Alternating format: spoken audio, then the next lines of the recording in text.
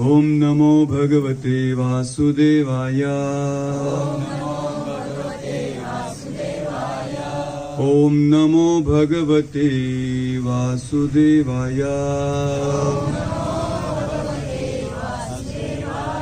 ओम नमो भगवते वासुदेवाय।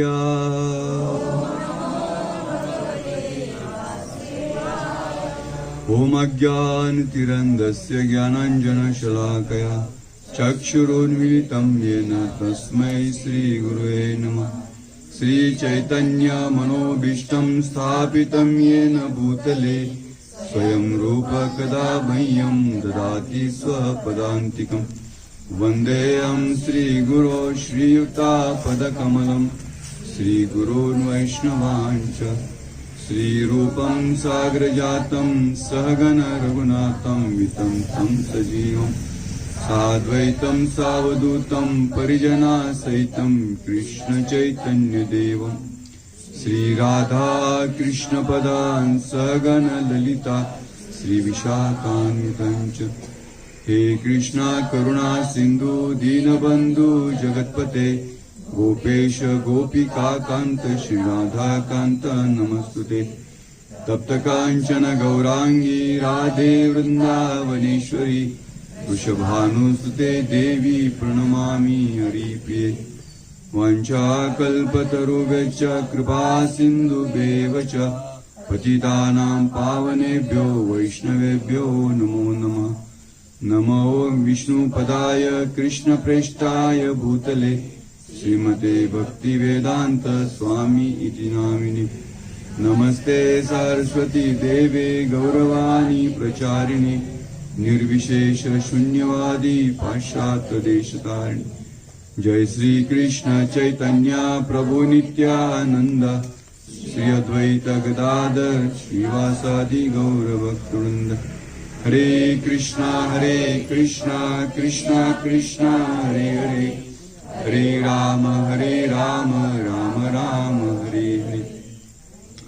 मुखं करोति वाचालं पंगुं लंघयति गिरिं यत्कृपातमहं वन्दे श्रीगुरुदीनतारणं परमानन्दमाधवं चैतन्य ईश्वरम्।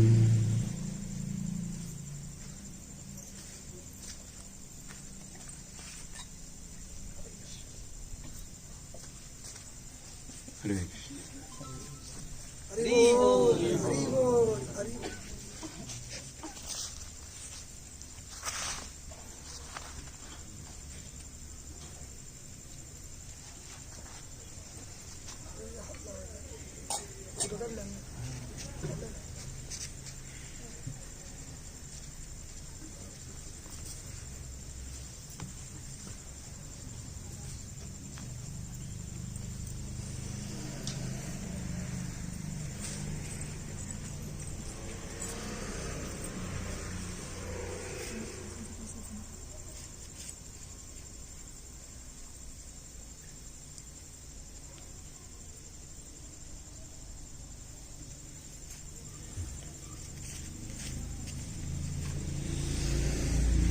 हरे कृष्ण।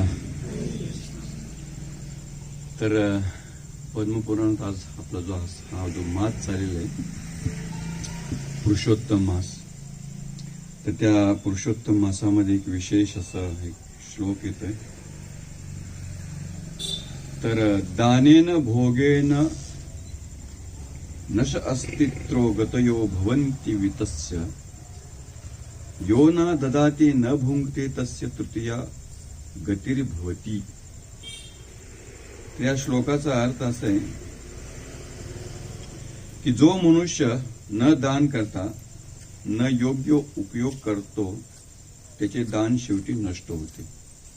दानेन भोगेन गत भवन्ति वितस्या। श्रद्धेनं दान करावं। श्रद्धाय देवाय श्रद्धेय अदयम् श्रियदेह इहदेह भिदेवते सविदिता देय। दान श्रद्धेनं करावे, श्रद्धेनं करू नये, अश्रद्धेनं करू नये। बऱ्याच वेळेस आपण दान देतो ना, तर त्याच्यामध्ये श्रद्धा असली पाहिजे की हे जे मी दान जे देतोय हे भगवंतासाठी त्याचा उपयोग केला जाईल, हा विश्वास असला पाहिजे. त्यानंतर आदराने, नम्रतेने आणि जबाबदारीने आणि प्रेम भावाने दान द्यावे. हे की नाही? आपल्याला कदाचित दान म्हणलं, भिक्षुक असलं की भिक्षुक आपण मागतो, पण आपल्याला काय करतो, कदाचित असं वाटतं की काय बाबा आला दमवायला, ते अश्रद्धेनं आणि त्याच्यामध्ये नम्रता नाही. तर अशा दानाचा उपयोग होत नाही. असं जे दान दिलं तर आपल्याला त्याचा उपयोग होत नाही, कारण त्याच्यामध्ये अश्रद्धा आहे. अश्रद्धेनं, आदराने,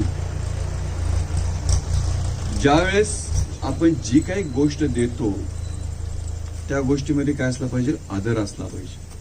आदर आणि आतिथ्य. बऱ्याच वेळेस आपण आदर आतिथ्य विसरून जातो एखाद्या व्यक्तीचं. का? कारण तो आदर आतिथ्य आपल्या जीवनाप्रती लावलेला असतो आणि आपण आदर आणि आतिथ्याची सन्मान, आपला सन्मान करावा, आपला आदर करावा, ही आपल्याप्रती भावना असते. पण तसं नाहीये. नम्रता म्हणजे इतरांना आदर देणं आणि आपल्याला कमी लेखणं. भगवत भक्तीमध्ये हाच मोठा गुण आहे. भगवत भक्ती त्या गोष्टीकडे येते ज्याच्याकडे नम्रता आहे. गौरांग गुरु एक खूप छान अशी गोष्ट सांगतात की एकदा आपल्याला माहिती आहे, आज गरमीचा महिना चालू आहे, प्रत्येकाच्या घरात माठ ठेवला असेल, है ना? किती लोकांच्या घरात माठ अजून ठेवलेला नाही. फ्रीजचं पाणी पिता का तुम्ही? पित असाल तर बंद करा, कारण हे इननॅचरल आहे. आणि आपलं शरीर ज्यावेळेस तुम्ही कृत्रिमरित्या तुम्ही जेवढा राहाल तेवढे हे शरीर तुम्हाला साथ देणार आहे. बघा, उन्हातून आपण घरी आलो आणि घरी बसलो की लगेच घाम येतो ना. म्हणजे काय, बॉडीला आतलं कळतं की ह्याला आता काय पाहिजे, थंडावा पाहिजे. म्हणून आपल्या शरीराच्या बॉडीवरती पूर्ण पाणी येतं, त्याला हवा लागली काय होतं, थंड होतं. शरीराचं सायन्सच आपल्याला माहित नाही, पण आपण काय करतो, गरमी लागली तर थंड, त्याच्यामुळे शरीराला कळत नाही. आणि बऱ्याच वेळी अपचन, पचन किंवा शरीराचे जे अपायकारक येतात की बॉडी ही तुम्हाला काय करायचं आणि काय नाही करायचं हे तिला कळत नाही. युगच विचार करत होतो की 4 धाम यात्रा करताना 3 वेळा मी केले, 4-4थ्या वेळेस ज्यावेळेस लास्टला मी जातो त्यावेळेस बद्रीनाथ मध्ये मी आजारी पडतो. असं का? कारण बऱ्याच ठिकाणी आपण यमुनोत्रीला गेलो थंड आहे, गंगोत्रीला गेलो थंड आहे, केदारनाथला गेलो थंड आहे, बद्रीनाथला गेल्यानंतर थंड आहे. पण तिथं एक सूर्यकुंड आहे. किती लोक त्या सूर्यकुंडामध्ये आंघोळ केली? सगळे आहे ना, हे की नाही? त्या कुंडामध्ये उतरलं की अशी काही गरमी वाटते की त्या कुंडातनं निघायलाच नको वाटतं. आणि बाहेर थंड असते. गरम पाण्यानं स्नान, बाहेर आले की थंड, परत वाटते की थंड आहे, अजून एकदा संध्याकाळी दुपारी जाऊन स्नान करावं, है ना? कारण थंडी असते. परत जाऊन दुपारी डुबकी, परत जाऊन अरे दुपारी झाला, आता संध्याकाळी गेल्यानंतर पण आपण काय केलं पाहिजे, त्या कुंडामध्ये आंघोळ केली आणि मग सुंदर असं गरम परत बाहेर. शरीराला कळत नाही की ह्या एक तर गरमी आहे का थंड आहे, है ना? आणि ते काय होतं, बॅलन्स विसरतं की काय करायचं आहे नेमकं. त्या याच्यामध्ये आपण आजारी पडतो. हे मला नंतर सायन्स मला लक्षात आलं. आता पुढची यात्रा घेऊन गेल्यानंतर मी पहिल्यांदा सांगेन की डुबकी मारा आणि लगेच बाहेर या. तर असं हे शरीराचं नॉलेज आहे थोडं. आपला बॅलन्स. विषय कुठला होता? हा, दान. आणि त्याच्या कशावर तिकडे गेला? हा, तर माठ. बघा, लगेच विसरता येतं. तर बऱ्याच लोकांच्या घरी हा माठ ठेवला असेल. तर एकदा या माठावरचे झाकण, जे ढक्कन आहे ना, ते माठाशी चर्चा करतं आणि ते म्हणतं की अरे, तू ह्या गरमीच्या दिवसात, मलाही गरमी लागते, तू थंड पाणी ठेवलंयस, पण तू ग्लास आला त्याला पाणी देतोयस, बाटली आली त्याला पाणी देतोयस, तांब्या आला त्याला पाणी देतोयस. माठाला खाली नळ असतो ना. आणि म्हटले की मी तुझ्या जवळ असून, मी इतका गरम असून मला तू पाणी देत नाहीस, मी काय तुझा दुश्मन आहे का? तो स्मार्ट म्हणतो की काय करणार, म्हणतो ग्लास आला, तो खाली आला, खाली वाकून त्याने घेतलं पाणी, त्याच्यात मी सोडलं, बाटली भरली, तांब्या भरली, पण तू माझ्या डोक्यावर बसलायस ना, तर मी तुला कसं पाणी देणार? तू जरा खाली आहे की नाही? तर म्हणून भगवत भक्तीचं जे ज्ञान आहे, हे ज्ञान वरून खाली येत, खालून वर नाही जात, आहे की नाही? म्हणून नम्रता हा भगवत भक्तीतला पहिला गुण आहे. म्हणून भगवान सांगतात, तृणादपि सुनीचेन तरोरपि सहिष्णुना अमानिन मानदेन कीर्तनीय सदा हरी. चैतन्य महाप्रभूंनी हे जे 8 जे श्लोक दिलेत, ह्या 8 श्लोकामध्ये खच्चून काय आपल्याला भगवत भक्ती भरलेले, पण त्याच्यावरती आपण ध्यान केलं पाहिजे प्रत्येक श्लोकामध्ये. तर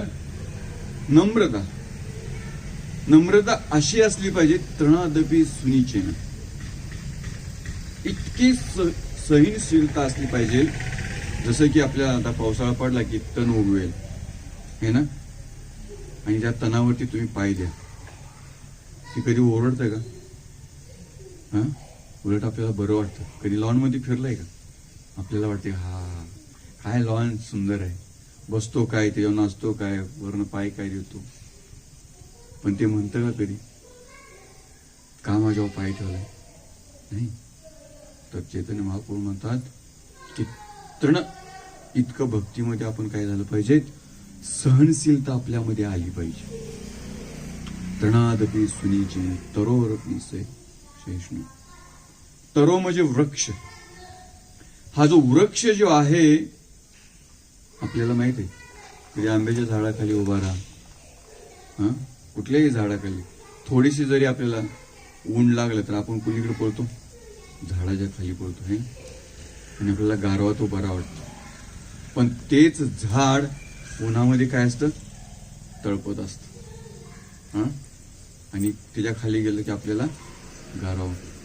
भगवान सांगतात की हा जो वृक्ष जो आहे ना, असं आपल्याला सहनशीलता आपल्यामध्ये ठेवली पाहिजे. ते उन्हामध्ये उभा आहे, पावसाळ्यामध्ये ते उभं आहे ना, उन्हामध्ये आपल्याला थंडावा देते, पावसामुळे ते पूर्ण 4 महिने ते भिजत असत, हिवाळ्यामध्ये बाहेर आहे, त्याला कुठलं पांघरून नाही का काय नाही. अशा वृक्षाकडून पण आपण शिक्षा घेतली पाहिजे. तृणादपि सुनीचेन तरोरपि अमानिन मान देणं कीर्तनीय सदा हरी. कुठल्याही मानाची अपेक्षा न करता. भलं तेच आंब्याचं झाड आहे, पण आपण आहे का प्रत्येक जण जाऊन आंब्याला वरूनच जाऊन काढू शकतो का?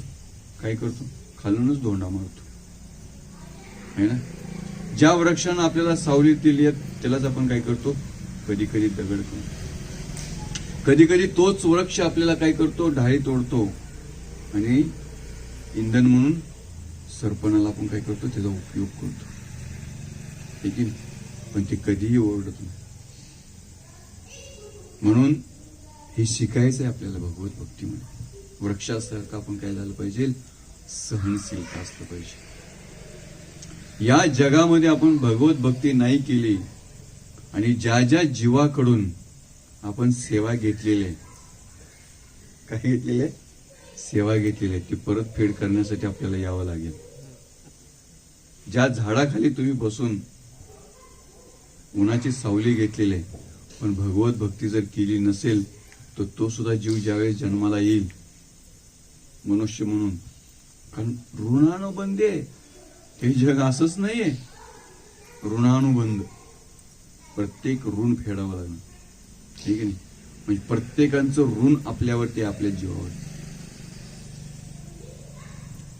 किती लोकांचं ऋण आहे, किती माता आहेत आपल्या. आत्ममाता गुरुर पत्नी ब्राह्मणीच राजपत्नी धेनु धात्री तथा पृथ्वी सप्त माता एव स्मरतात. ह्या 7 मातेचं आपल्यावरती ऋण आहे, शक्य आहे आपल्याला फेडणं. कधी कधी आपल्याला वाटतं की अरे आपलं आयुष्य आहे तरी किती,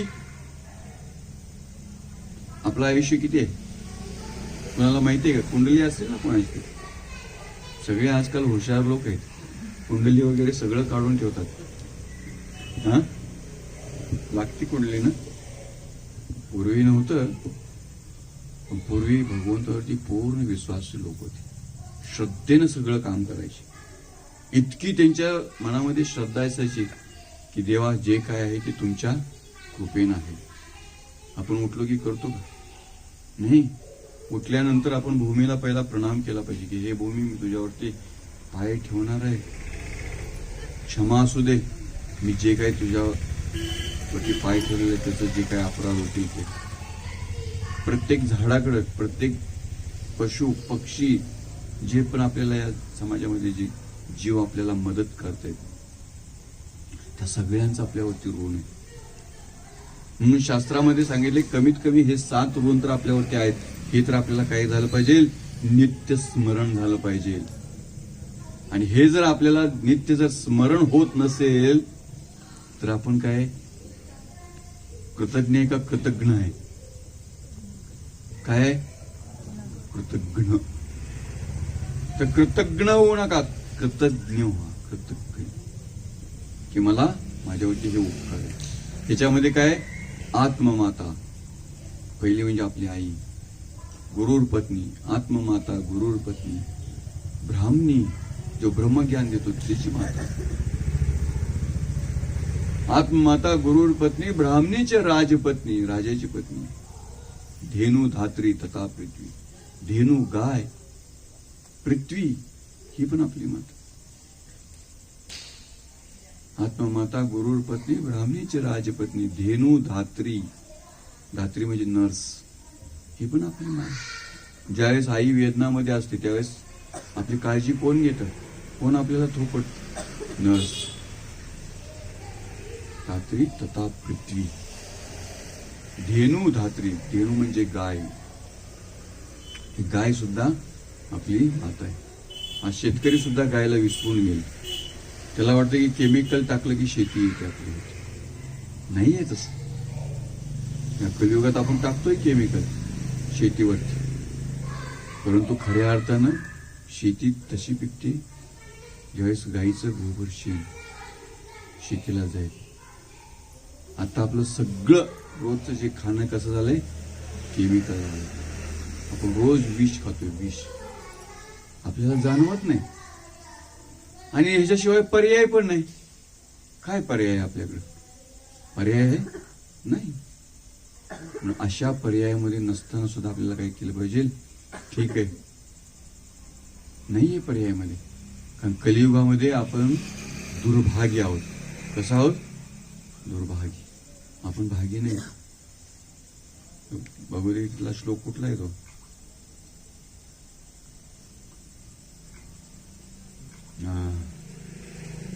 आपलं भाग्य नाही.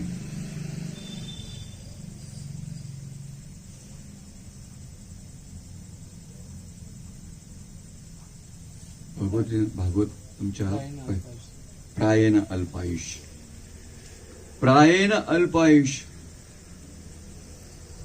पूर्ण कसं आहे?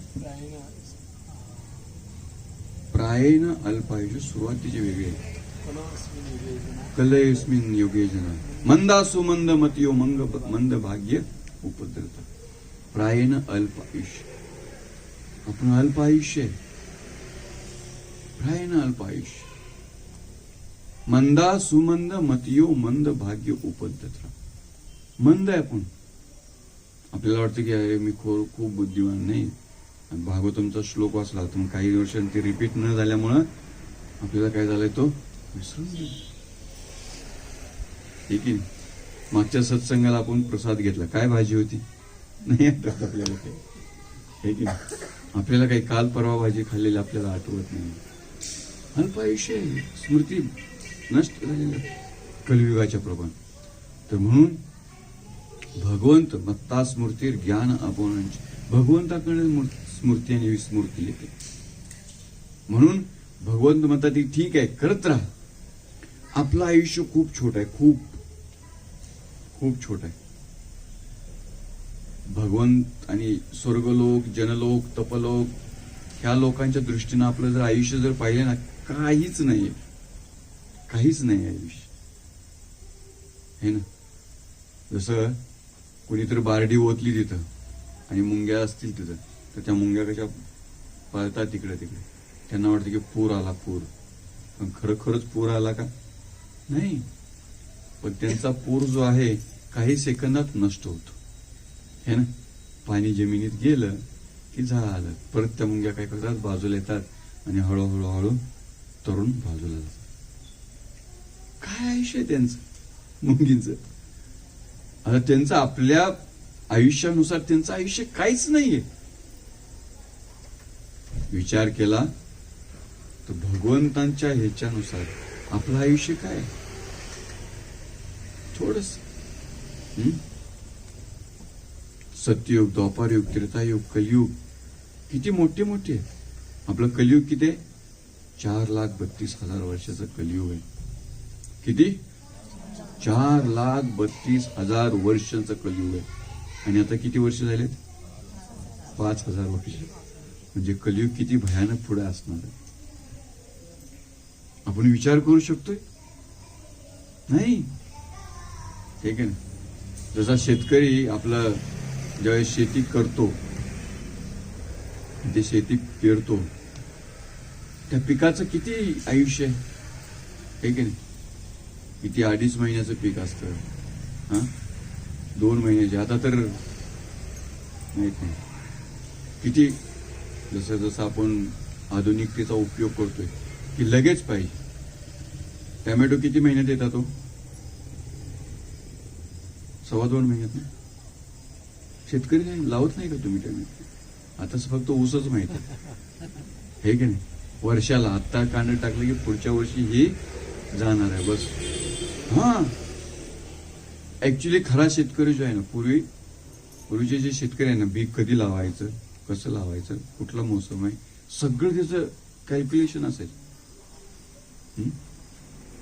अक्षय तृतीयेला आपल्याला जे कंदवर्गीय जे आहेत तुम्ही लावा नाही तर नाही लावा.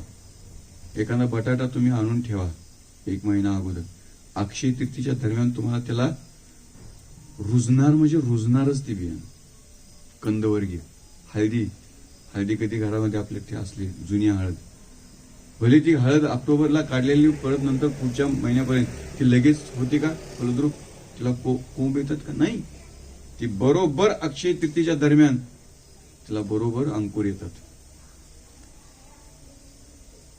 म्हणजे ज्या बिया आहेत त्यांना सुद्धा माहिती आहे की कधी फलद्रूप व्हायचं. आणि आपण बुद्धिमान माणूस आहेत आपल्याला माहित नाही की फलद्रूप आपण कधी व्हायचं है ना. हा कलियुगाचा प्रभाव आहे. तर म्हणून या कलियुगामध्ये आपण सगळं विसरून गेलोय. आजकाल जसं मी कधी कधी शहरातल्या लोकांना म्हणतो की वांग किती दिवसांनी येतं तुम्हाला माहित आहे का शेतीत लावल्यानंतर. आम्हाला काय माहितीये. खिशातले पैसे काढा द्या आणा भाजी करा बस. 12 महिने वांगी आली पाहिजे. 12 महिने कोबी आलाच पाहिजे. पूर्वी तसं नव्हतं. पूर्वी जे आहे सिजनेबल भाज्या केल्या जायच्या. कसल्या भाज्या सीझन नुसार. आता रोजच सीझन आहे हे की नाही. का आधुनिकतेमुळे.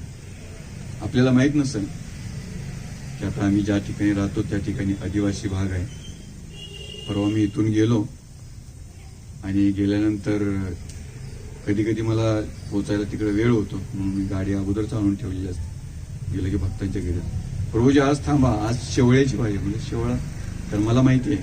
म्हटलं अरे शेवळा आला.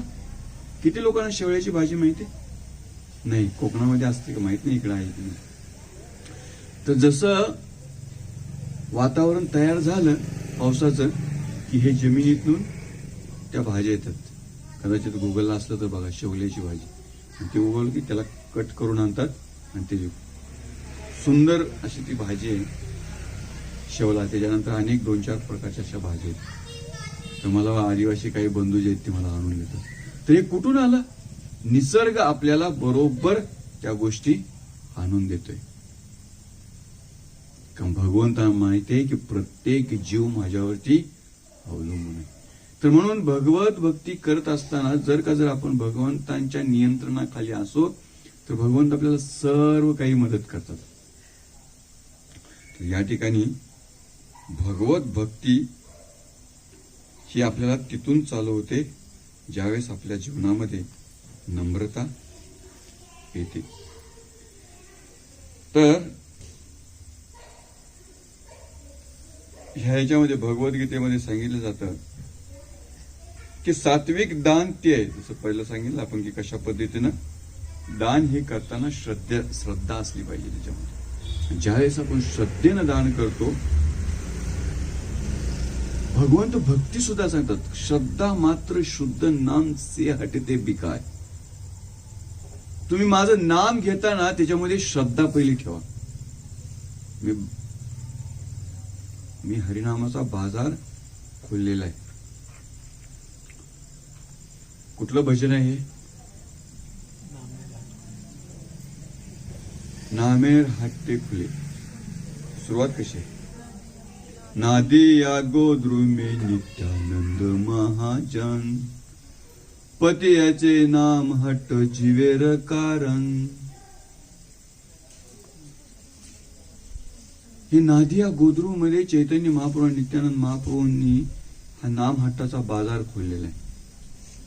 नादे या गोद्रू में नित्यानंद महाजन. नित्यानंद महाप्रभू स्वयं बलराम, कृष्ण बलराम, हे जे बलराम जे आहेत त्यांनी नाम हट्टाचा बाजार खोललेला आहे. आणि ते काय सांगतायत? नादिया ग्रामामध्ये मी बाजार खोललेला.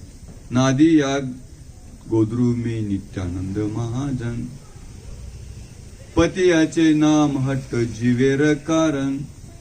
पतित जीवांसाठी मी हा नामाचा बाजार उघडलेला आहे. भगवंतांचं हे नाम देण्यासाठी मी बाजार लावलेला आहे. हे नाम बाजारामध्ये मिळतंय पण ह्याचं मूल्य काय आहे? श्रद्धा मात्र शुद्ध. श्रद्धेनं घ्या नाम. काय घ्या? श्रद्धेनं. म्हणून कधी कधी ना माहित नाही, तुम्ही इतके लोक एवढ्या वर्षापासून बसताय, इतक्या दुरून दुरून येत आहे, काय येत आहे मलाही माहित नाही. असं वाटतं कधी कधी. का? कारण तुमच्या जीवनामध्ये नामाने काहीतरी बदल झालेला आहे, कुठेतरी श्रद्धा आलेली आहे. म्हणून ही श्रद्धा जी आहे ना, ह्या श्रद्धेला रोज आपण भगवंतांच्या कथा कीर्तनाचं काय घातलं पाहिजे? सिंचन केलं पाहिजे. नाही तर भक्ती रूपी जी श्रद्धाची जी वेली जी आहे ना आपली कधीच उकडून जाईल. कधीच उकडून म्हणजे काय? नष्ट होईल. तर त्यासाठी सत्संग हे इतकं महत्वाचं आहे. आपल्याला सत्संग का महत्वाचं आहे? तेच कथा, तेच नाम, तेच पुस्तक, तेच जय राधा माधव, तेच हरे कृष्ण महामंत्र. प्रभूजी काहीतरी नवीन गा की. नवीन काय गाणार? नाही, तेच तेच आपण जर केलं. म्हणून प्रभुपाद एसी भक्ती वेदांत स्वामी श्रील प्रभुपादांना एकदा व्यक्ती विचारतो, म्हणतो की काय तुम्ही ते आत्मा शरीर याविषयी नेहमी प्रवचन असतं. तुम्ही शरीर नाही, तुम्ही आत्मा आहात आणि आत्म्याचं कर्तव्य आहे की भगवंतांशी आपल्याला जुडणं. हे शरीर आहे तोपर्यंतच आपण या जगामध्ये आहे. मेल्यानंतर आपण अनेक भौतिक जगा, अनेक जीवांच्या मध्ये काय शरीर, आम्हाला ती भीती वाटते कधी कधी.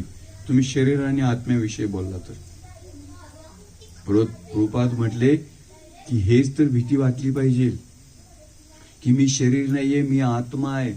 आणि आत्म्याचा नित्य स्वभाव आहे की भगवंतांच्या नावामध्ये आनंद. आपण आनंदी का नाहीये? कारण आपल्याला गंतव्य स्थान आपल्याला माहिती नाहीये. जीवाचं गंतव्य स्थान भगवंतांच्या चरणाशी आहे हे आपल्याला माहिती असलं पाहिजे. हेच ऐकण्यासाठी परत परत आपल्याला काय झालं पाहिजे? सत्संगामध्ये येणं आवश्यक आहे. भगवंताचं नाम जप केला पाहिजे, भगवंतांच्या भक्तांचा संग केला पाहिजे, कीर्तन केलं पाहिजे. आपलं तसं असतं का? नाही. माया इतकी प्रबल आहे ना, इथून बाहेर गेलो की लगेच ढाकचिक ढाकचिक चालू होत है ना. अनेक गाणी, अनेक मित्र, अनेक हे, अनेक ते, आणि मग तो आपला प्रपंचात, तो आपला सगळं आठवत. नाही, असं व्हाल तर आपल्याला आपली जी भक्तिलता, जी बीज जे आहे ती कधी आपल्याला निघून जाईल आपल्याला माहित नाही. ठीक आहे. म्हणून बघा, कधी कधी जसं का रस्त्याच्या कडेनं चालाल ना, तर रस्त्याच्या कडेला काही झुडपं असतात, काही बिया पडलेल्या असतात. पाऊस पडला की त्या बिया उगवतात है ना, आणि त्या उगवतात आणि त्या झुडपाला त्या वेली काय करतात, 4 महिन्याचा पाऊस झाल्यानंतर ती वेली जी आहे ती सुंदर अशी वाढलेली असते.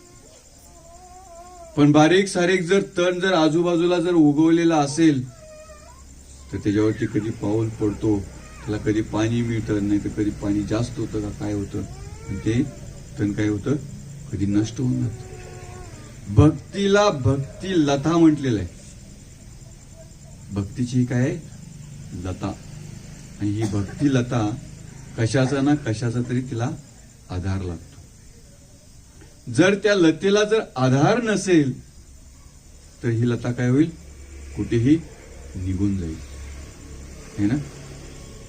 तर म्हणून भक्ती लताचं जे बीज जे आहे हे ज्यावेळेस आपण रोवलेलं आहे, तर आपल्याला त्या भक्ती लता जर बीज जर सांभाळायचं जर असेल लतेला, तर आपल्याला भक्तांचा संग पाहिजे, आपल्याला हरिनाम संकीर्तन पाहिजे, आपल्याला कथा पाहिजे, कीर्तन पाहिजे, आपल्याला ग्रंथांचा आपण आश्रय घेतला पाहिजे. जर आपण भक्तांचा, ग्रंथांचा आणि भक्तांचा आश्रय घेऊ तर निश्चितच आपली ही भक्तिलता एक सुदृढ होणार, निश्चित. म्हणून भक्तिलतेला आपल्याला जपण्याची जी पद्धत आहे किंवा जी रीत आहे ती सत्संगात आपल्याला शिकवली जाईल. एक आहे, भक्तिलतेला सांभाळत असताना आपल्याला नम्रता असली पाहिजे. तृणादपि सुनीचेन तरोरपि सहिष्णु अमान्यन मानदेन कीर्तनीय सदा आहे. कुठली मान सन्मानाची अपेक्षा न करता आपल्याला काय करायचंय, नेहमी कीर्तनीय सदा हरी. हरीचं कीर्तन सदैव आपल्या मुखात असलं पाहिजे, कानात असलं पाहिजे, ते गुंजलं पाहिजे. तर जसं नित्यानंद महाप्रभू म्हणताय की श्रद्धावान जन हे श्रद्धावान जन काय करा, हे नाम घ्या, नामाचा आश्रय घ्या. तर श्रद्धावान हे श्रद्धेने केलेलं दान. त्यानंतर दान हे सात्विक असावं. दान कसं पाहिजे? सात्विक. दान करणे म्हणजे कर्तव्य आहे या भावनेने योग्य वेळी योग्य पात्राला परतफेडीची अपेक्षा न ठेवता जे दान दिले जाते ते सात्विक दान असते. दानाची वेगवेगळे प्रकार आहेत. तामसिक दान, रजोगुणी दान आणि सात्विक दान. आपले गुण किती आहेत? रजोगुण, सत्वगुण आणि तमोगुण. सतोगुणामध्ये दिलेलं दान, रजोगुणामध्ये दिलेलं दान आणि तमोगुणामध्ये दिलेलं दान. हे बघ सांगितले की कशा पद्धतीने. रजोगुणामध्ये दिलेलं दान मध्ये रजोगुण कधी कसं असतो आपल्याला, ज्यावेळेस सकाळी कुठला गुण असतो, सत्वगुण, दुपारी रजोगुण आणि संध्याकाळी तमोगुण. आता इथं गुणावरून विचार करा. सत्वगुणा म्हणजे परतफेडीची अपेक्षा न करता मी हे सगळं करतो, भगवत भक्तीचं कार्य करतो, हे की नाही. सत्वगुणामध्ये मार्केटमध्ये आपण कशाला जातो, काहीतरी खरेदी करण्यासाठी, काहीतरी आणण्यासाठी, काहीतरी व्यवहार. तिथं कसा असतो, व्यवहार असतो. मार्केटमध्ये व्यवहार. व्यवहार सकाळी चालू होतो का 10 नंतर चालू होतो. नोकरी कधी चालू होती, 8 नंतर. गेलो की आता मी काम करणार, मला काहीतरी त्याच्या मोबदला मिळणार. त्याला म्हणतात रजोगुण. मनुष्य जोपर्यंत रजोगुणात येत नाही तोपर्यंत कार्यच तो करत नाही. भगवंतांनी हे तिन्ही गुण दिलेले आहेत या भगवत भक्तीमध्ये जगण्यासाठी. सकाळी सत्वगुण, चांगला विचार करा, चांगलं चिंतन करा, मनन करा आणि मग सूर्य जसा जसा वर, सकाळी जी सूर्यकिरण असतात, आता उन्हाळ्यात तुम्हाला नाही ते जाणवणार, पण थंडीचा महिना आलाय आणि सकाळी ज्यावेळेस सूर्य येतो, सूर्य कसा लागतो आपल्याला. हा काय बाबा उगवलास रे बाबा, हे गारटलो होतो रात्रभर, कसं वाटतं आपल्याला. आणि सूर्य किती वाजेपर्यंत बसतो, पुन्हा 7-8 वाजेपर्यंत, 10 वाजेपर्यंत बसून जा. आणि त्यात जर वय झालेलं असलं तर म्हणतो आणखीन बरं वाटतं आपल्याला. का, सकाळचा सूर्य आपल्याला आवडतो. आताच बसा 8 वाजेपर्यंत, बसताय का. अरे कधी वाटलं बस, अरे आता आज काय माहित नाही काय होईल, आजचं टेम्परेचर काय होतं आजचं. कोणी घड्याळ असेल ना आजकाल टेम्परेचर दाखवतं. मी सकाळी 10 वाजता गाडी चालवून त्या गाडीनं सांगितलं की टेम्परेचर 34 आहे बाहेर. 34-40 कधीपती तर टेम्परेचर म्हणजे रजोगुण वाढतोस. त्याच्यानंतर सूर्य ढकला की मग व्यक्तीचा दिवसभर काम केलेल्याचा काय असतो, थकवा असतो आणि तो तमोगुणात असतो. तमोगुणात कार्य आपण काही करतो आपल्याला काही माहित नसतं, है ना. तर म्हणून आपलं हे जे दानासाठी मी हे करतोय की आपलं हे दान सात्विक असलं पाहिजे. मी भगवंतांच्या सेवेसाठी जे काही कार्य करतोय हे सात्विक ना. रजोगुण म्हणजे मोबदला आणि तमोगुण आलायच तर हे घेऊन जावं है ना. त्याचं काय होईल काय माहित नाही. तर अशा पद्धतीने शास्त्रोक्त दान आपल्याला कधीच शिकवलं जातं, ज्यावेळेस आपण संघामध्ये येऊ त्याचा उपयोग होतो. तर म्हणून त्यानंतर सांगितलंय की दान, अन्नदान, परमदान, विदेदान, परमा अन्येन क्षणी तृप्ती यजंती स्वाविद्या. अन्नदान हे सर्वश्रेष्ठ आहे, विद्यादान त्याहूनही श्रेष्ठ आहे. अन्नाने थोड्या वेळासाठी तृप्ती मिळते पण आयुष्यभर उपयोगी पडते, ते काय, ज्ञानाचं दान. हे की नाही. कधी कधी अन्नदान किती श्रेष्ठ आहे, भुकेलेला आपल्याला दिलं पाहिजे दान. तिची जर ज्यावेळेस भूक ही शमवली जाते, म्हणून भगवंत आपल्याला माहिती आहे की रानती देवाची पण भगवंतांनी परीक्षा घेतली होती. रानतीदेवीने 1 महिन्याचा उपवास ठेवला होता. श्रीमद भागवत मध्ये स्टोरी, किती लोकांनी भागवत वाचलं, रानतीदेवची स्टोरी वाचा. तर रानतीदेव ज्यावेळेस तिने उपवास ठेवला होता आणि उपवास ठेवल्यानंतर काही पिलं नाही, तर ज्यावेळेस उपवास सोडायला बसणारच एवढ्यात एक भिक्षुक येतो म्हणतो की भिक्षाम देई. रानतीदेव म्हणतो की अरे तू खरंच भुकलेला आहेस. रानतीदेव त्या भोजनाचं ताट त्याला देतो, भोजनाचं ताट देतो. ज्यावेळेस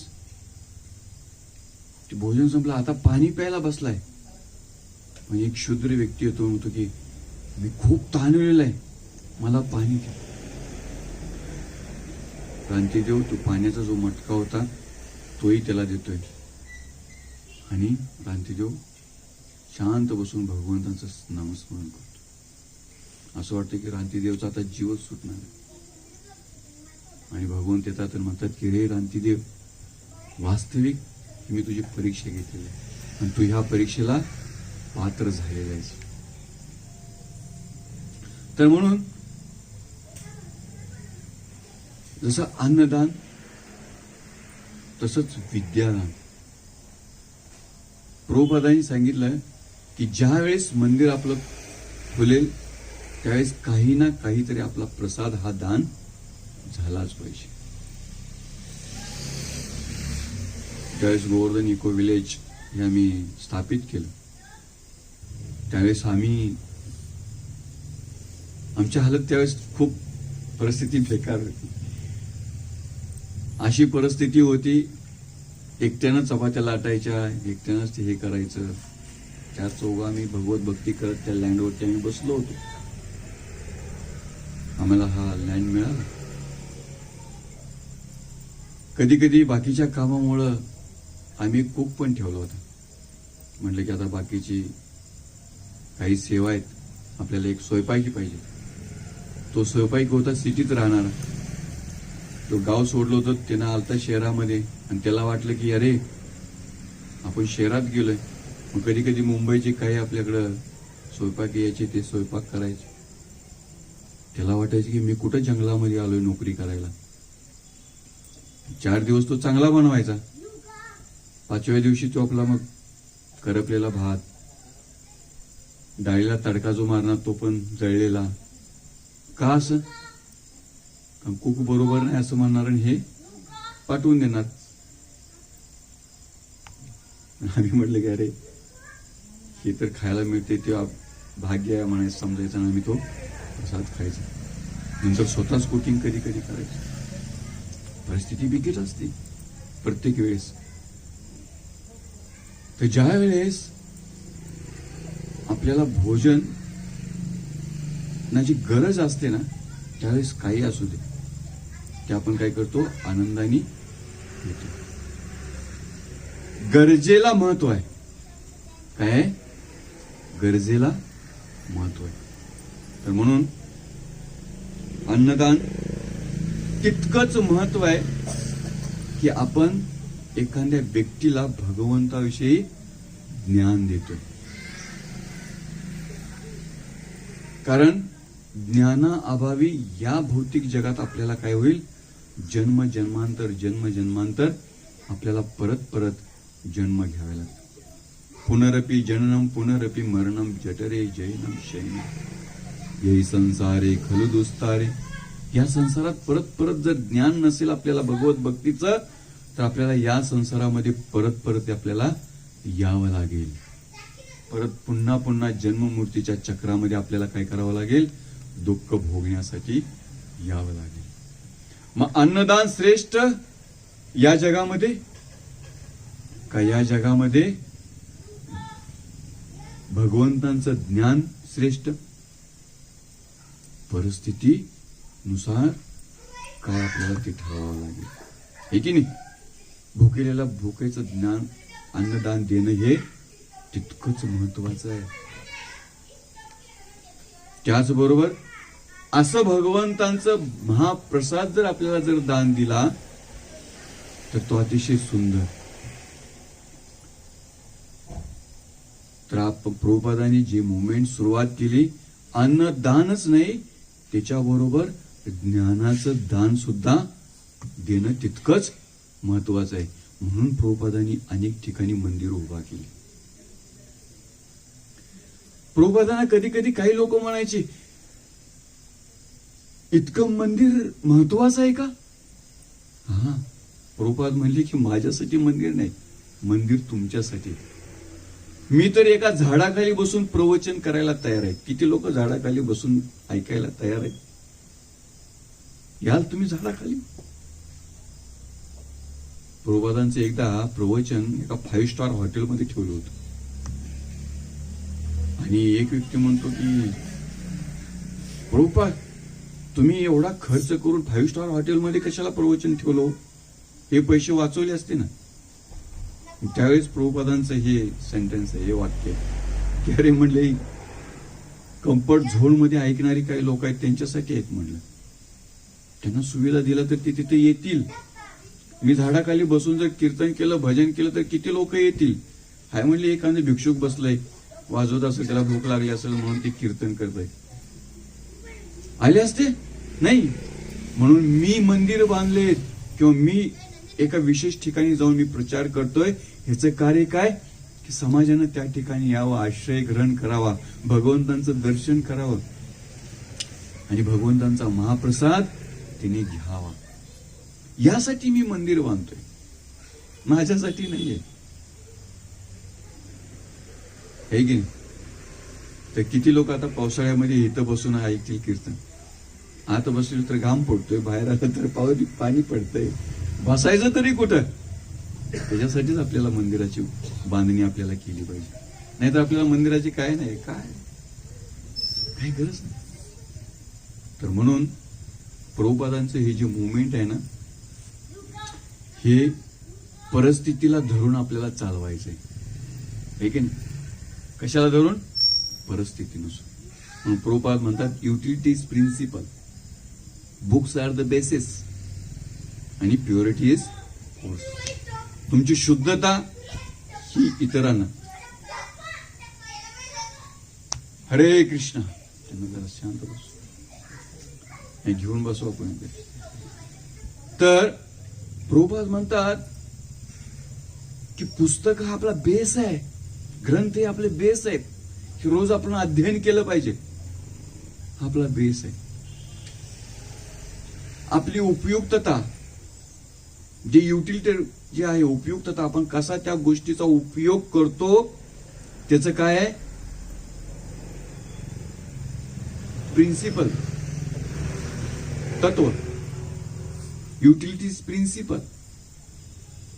मला 5 स्टार हॉटेलमध्ये जरी प्रवचन दिला, तिथं पण देईल आणि झाडाखाली बसून पण देईल, काही अडचण नाही. आणि दुसरं म्हटले की प्युरिटी इज फोर्स. भक्तांची शुद्धता हाच प्रचाराचं माध्यम आहे. म्हणून भक्तांनी आपली शुद्धता कशी वाढली पाहिजे? भगवंतांचं नामस्मरण, भगवंतांची कथा, कीर्तन हे ऐकून आचरण, हाच आपला प्रचार आहे.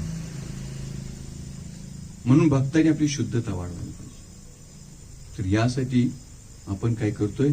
प्रभुपदांची मुवमेंट पुढे कशी न्यायची, तर प्रभुपदांच्या पावलांच्या पाऊल टाकून आपण भगवत भक्तीमध्ये आपण याला कसं मदत करून, कसं हे दान धर्म करून भगवंतांचं कार्य आपण वाढवू शकतो, यासाठी आपलं चिंतन आणि मनन असलं पाहिजे.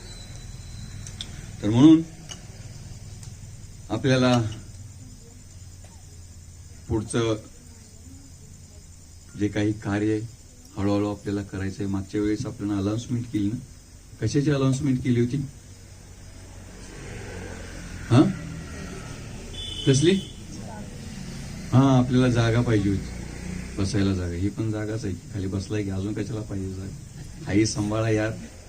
हा, भगवंत आपल्याला जागा त्यावेळेस देतील, त्या जागेचा आपण खऱ्या अर्थानं परिपूर्ण उपयोग करत असेल तर इंच भगवंत जागा देतील आपल्याला. हे की नाही? कशी देतील?